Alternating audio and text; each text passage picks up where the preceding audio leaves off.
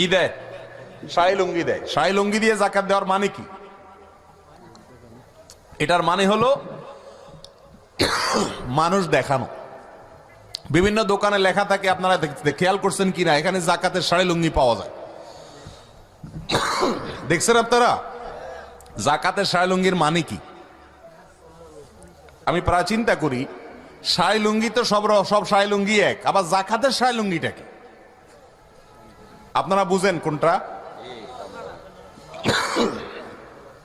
যাকাতের শাড়ি লুঙ্গি বলা হয় ওই শাড়ি লুঙ্গিকে যেটা এক ধোয়াতে ধ্বংস হয়ে যাবে।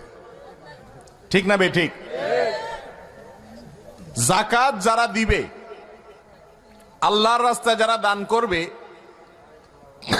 তারা কি ভালো জিনিসটা দিবে না খারাপটা দিবে?